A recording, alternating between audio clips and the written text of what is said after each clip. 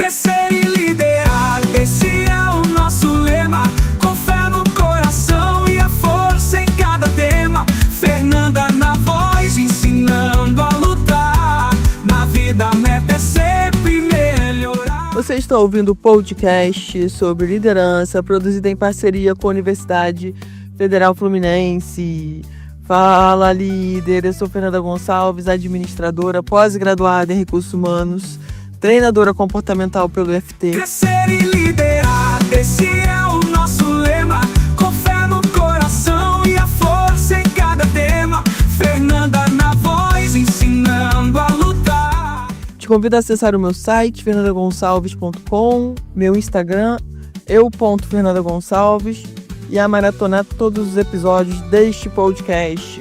E no episódio de hoje, falaremos sobre fim da competição. Seja perseverante, pois o sucesso nasce na mente, no agir. Com esforço conjunto você vai conseguir. Seja muito bem-vindo, bem-vinda a mais esse episódio. Já pega a sua garrafa de água, a sua xícara de chá ou de café, quem sabe aí a sua taça de vinho pra gente bater esse dedo de prosa. E vamos falar, sobre algo que por muito tempo o mundo corporativo foi visto como uma arena, um coliseu onde apenas os mais fortes sobrevivem. Lembra? Começa a lembrar de cenas de filmes onde só o mais forte sobrevivia, o mais musculoso. O senso comum nos disse que estimular a competição interna, colocar um colega contra o outro, era uma forma, entre aspas, saudável de extrair a alta performance corporativa. Que vença o melhor. Quantas vezes ouvimos essa frase? Mas hoje, nós vamos questionar essa arena.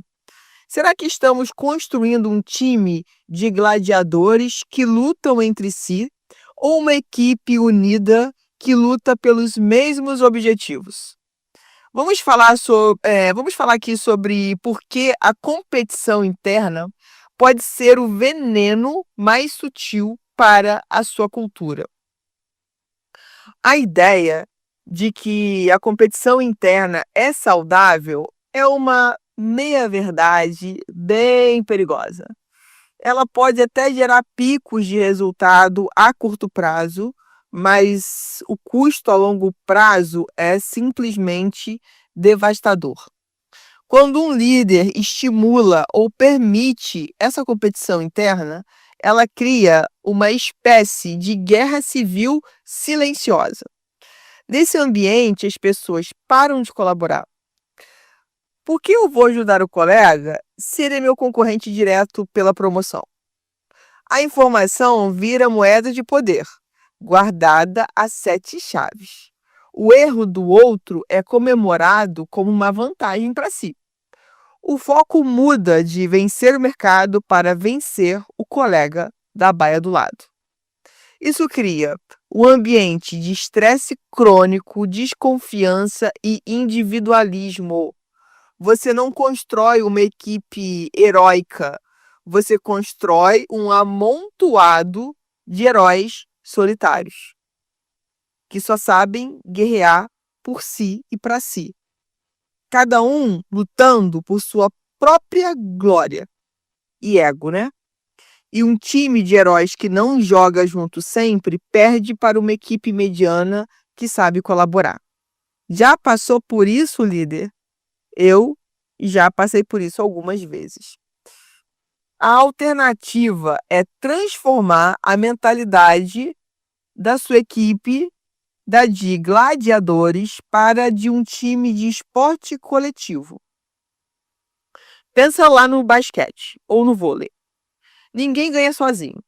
O sucesso depende da assistência, do bloqueio, da cobertura. O líder nesse cenário deixa de ser o imperador no camarote e se torna o técnico na beira da quadra. Como fazer isso? Só que, vou só falar uma coisa aqui, que às vezes, nem sempre, a gente consegue transformar essa mentalidade. Porque muitas vezes isso está tão enraizado nas pessoas, na cultura, que muitas vezes tem que trocar o time todo para terminar com essa competição interna. Tá? Mas vamos lá, vamos pensar que a gente vai conseguir transformar essa mentalidade dessa equipe. Como que a gente vai fazer isso? Número 1, crie metas coletivas e celebre-as coletivamente também. Pare de focar apenas em metas e bônus individuais. Crie metas claras para o time e, quando elas forem atingidas, a celebração deve ser de todos. Em vez de premiar apenas o artilheiro, reconheça publicamente a melhor assistente. Diga: o João fez o gol, mas isso só foi possível por causa do passe incrível que a Maria deu. Então, pense nisso e reconheça, sabe, as pessoas que estão contribuindo. E como que ajuda, né, de um contribui com o outro. E aí a gente começa a pensar no coletivo e não só no individual. 2, defina o inimigo comum. Um time precisa de um adversário para se unir. Deixe claro quem é o inimigo. É o concorrente, é a meta de mercado, é o problema complexo do cliente. Canalize toda a energia competitiva da equipe para fora. Use a linguagem do nós contra o problema e não o do eu contra você. Então, isso é super importante. Deixe definido esse inimigo comum para que todos trabalhem para combater esse inimigo comum. 3. Promova a vulnerabilidade estratégica. Em um time de verdade, os jogadores sabem as forças e as fraquezas uns dos outros para poderem se ajudar. Só que a gente tem que entender que essas forças e fraquezas, né, elas são importantes que a gente conheça, mas elas não podem, né, ser usadas de uma forma antiética, né? Então, porque eu sei que o meu colega não é bom nessa atividade, eu vou expor isso para as pessoas. Crie rituais onde as pessoas possam compartilhar suas dificuldades sem medos e ter coragem de pedir ajuda. Comece por você. Diga: pessoal, eu estou com dificuldade de pensar na solução para X. Que ideias vocês podem me ajudar? Um líder que admite que não sabe tudo cria um ambiente onde pedir ajuda é visto como um sinal de força e não de fraqueza. Isso é um antídoto para o individualismo. E quantas vezes a gente ainda acredita que demonstrar quando a gente não sabe algo ou quando a gente não tem a solução de um desafio, que a gente é fracassado, que a gente não é competente o suficiente e a gente perde a oportunidade de pedir ajuda. Sabe, de reconhecer que a gente não vai conseguir fazer tudo sozinho. Não tem jeito, a gente não vai solucionar todos os desafios sozinhos. A gente não vai conseguir ter resposta para tudo, a gente não vai conseguir saber sobre tudo que os nossos liderados perguntarem. Quando a gente vai para esse lugar de humanidade, esse lugar de que realmente eu não sei tudo, e deixo isso claro para minha equipe, que não saber tudo não é um defeito, muito pelo contrário, é um sinal que você é humano, que você está ali para aprender. Que bom que alguém pode te ensinar algo novo da tua equipe. Não é assim? Não é porque você é líder que você é o responsável, entre aspas, de ensinar tudo que é novo, ou de ensinar tudo que já existe dentro da empresa. Tem coisas que você não sabe e que você vai ter que aprender. E provavelmente vai ter alguém, ou da sua equipe, ou de um outro setor, para te ensinar. E tá tudo bem, porque nós precisamos ser aprendizes. Isso é importante. Então, olhar para a nossa vulnerabilidade como sendo algo bom e que até vai te aproximar da tua equipe. Porque a sua equipe não vai te colocar num pedestal, num lugar onde, nossa, essa liderança do fulano, nossa, é excepcional, é fora da curva. É algo assim que a gente nunca vai atingir. A gente pode trabalhar 10.000 anos que a gente nunca vai chegar próximo de como essa pessoa lidera.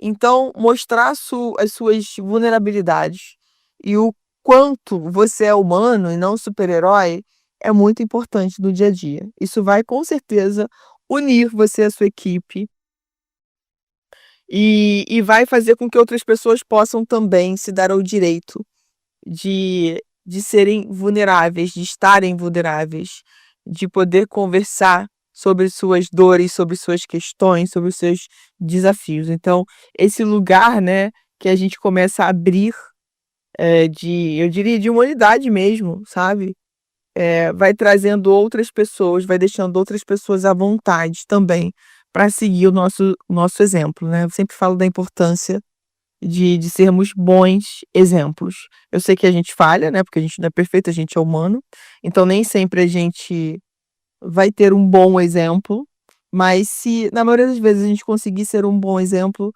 eu acho que a gente tá dando certo na vida, sabe. E vamos falar aqui sobre o nosso minuto do dilema. E vai ser o seguinte: você precisa promover alguém a um cargo de supervisão. Você tem 2 candidatos. A Carla, que é uma loba solitária, individualista, mas que entrega resultados individuais espetaculares, sempre acima da meta. E o Thiago, que tem resultados bons, mas não brilhantes, porém é o maior colaborador da equipe. Sabe aquela pessoa que ajuda todo mundo? Ele é um ponto de união no time? Quem você promove? Letra A Carla, para enviar a mensagem de que alta performance individual é o caminho mais rápido para o crescimento na empresa. Ou B, o Thiago, para enviar a mensagem de que a colaboração e a habilidade de fazer o time jogar junto são as competências mais valorizadas na sua liderança e o que você quer estimular dentro da cultura da empresa. E aí, o resultado individual ou o impacto coletivo? Manda essa resposta pra gente através do WhatsApp DDD 22 992221003. Muito difícil, gente, muito difícil. A solução aqui seria: podemos promover os 2? Difícil, difícil. Mas por isso que é o minuto do dilema, né. Então contribua aí com a sua sugestão do que seria o melhor. E líderes, a verdade amorosa de hoje é que o sucesso duradouro nunca é um esporte individual. A era dos heróis solitários acabou. Mesmo que você esteja ali à beira da quadra para passar informações para o seu time, você não está mais ali sozinho. É você e mais a sua equipe, sabe? O futuro pertence às equipes que sabem que a inteligência coletiva é muito mais poderosa do que o brilho de um único indivíduo. Para essa semana, eu te desafio: qual é a primeira meta coletiva que você vai criar para o seu time? Essa pergunta é muito importante. Acho que talvez você pense assim: "Ah, Fernanda, meta, mas a minha empresa, ela não remunera por meta, ela não tem esse tipo de cultura". Ok, mas crie algo que seja coletivo, que possa estimular essa união, esse comportamento colaborativo, sabe? Pensa sobre isso. Às vezes a gente liga muito, gente, essa coisa de meta a dinheiro. Meta, se a pessoa bateu a meta, ela vai ganhar. Mas talvez você tenha que começar de alguma forma para depois ir para esse lugar do reconhecimento. Como podemos reconhecer essas pessoas? Como posso reconhecer o meu time? Inclusive, posso até aproveitar para pedir para que você nos envie através do nosso WhatsApp como você reconhece o seu time sem dar dinheiro, sem a meta ser remunerada. O que você faz para reconhecer seu time quando ele bate a meta? Sabe, conta para mim, que não seja a questão do dinheiro, mas o que você faz? Eu quero que você nos ajude trazendo, eh, nos falando aqui, né, nos contando o que você faz, porque eu quero divulgar isso. Porque você pode ter certeza que a sua sugestão pode ser um ponto de luz para um líder que está buscando fazer alguma coisa e está perdido, não sabe o que fazer, não tem ideia, tem medo de perguntar, porque talvez ele pense que ele que tem que ter a resposta, ele não tem que perguntar, ele não tem que ser o aluno nesse momento. Então, talvez o que você faz na tua empresa pode ajudar muito esses líderes que ainda não têm coragem de perguntar, tá? E qual será a primeira assistência que você vai celebrar publicamente com a sua equipe? A construção de um time heróico começa com pequenas jogadas. Crescer e liderar, esse é o nosso lema.